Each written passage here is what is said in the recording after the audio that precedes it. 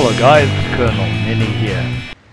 This series of video tutorials is designed for the brand new player to IL-2's Battle of Stalingrad.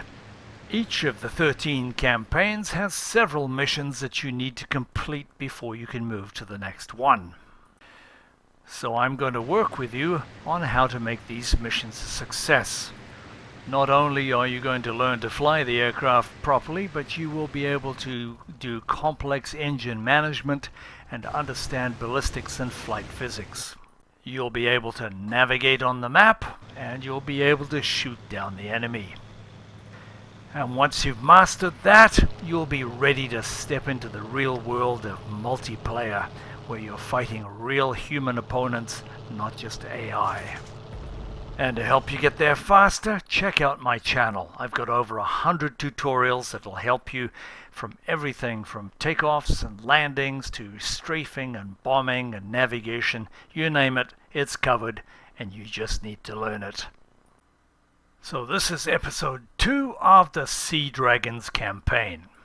We're on the Kuban map. We're going to take off with 4 IL-2s and hit the artillery position and then return to the airfield. Now I will deliberately be making some newbie mistakes just to prove a point.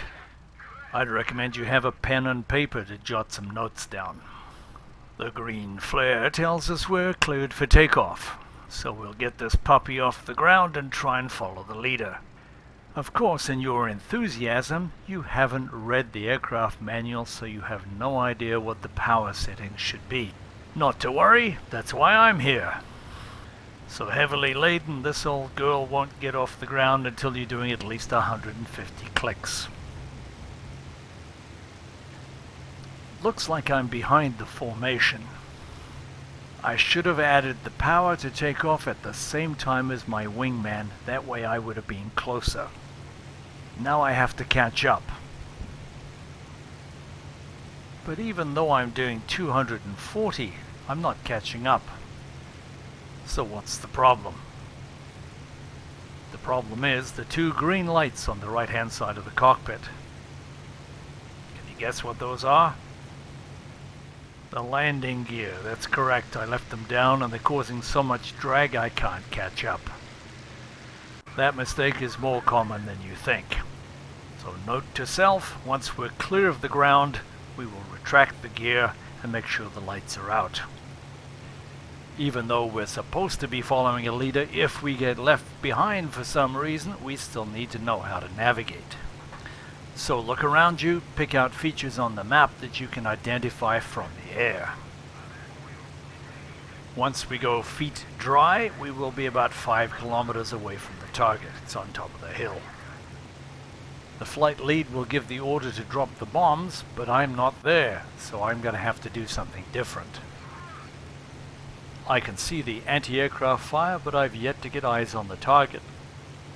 There it is, crossing the road from left to right. And my squadron drops its bombs, but now what do? I'll only have a chance to drop 1 bomb on target and then come around again. There's not much I can do by myself, because now I am the sole target of all that AAA. Flying this low after the attack, I should make good use of the terrain by flying behind the trees and down into the valley. But it seems so natural to pull up and come back. And with that, I sealed my own fate. That's the end of the career. We always have engine management to do even prior to takeoff. See the red and green gauges? Those are the oil and water radiators, and they need to be opened. Understanding engine management is critical. After takeoff, we follow this sequence. Here's the sequence in the cockpit. Gear up. Props back. Manifold pressure back, that's your throttle. And then your mixture back. It's pretty much the same in all aircraft. Meanwhile, with my second pilot, I do a better job of keeping up with the other guys. And I let my bombs off at the right time. Then I need to establish myself back in the formation, flying on the far right wing. Essentially, you're trying to maintain your position relative to the aircraft in front of you by keeping it in the middle of the left-hand window.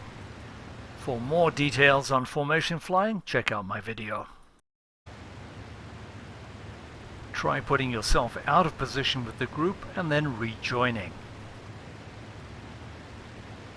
If you can match the aircraft's heading, you can go left shift A, which will put it into auto level.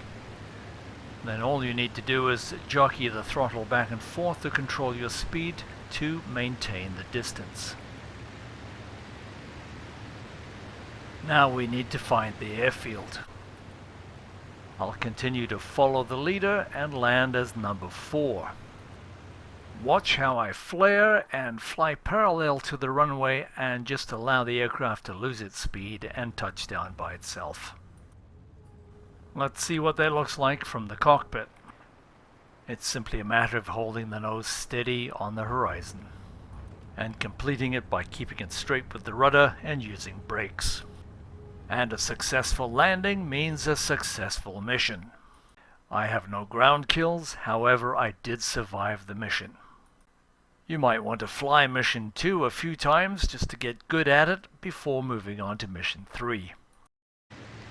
Well, thanks for watching, guys. I hope you'll join me for mission 3 and all the others. Cheers. As always, if you've enjoyed this video, found it helpful, please like it or subscribe. Or if there's another topic you'd like me to cover, please leave a comment.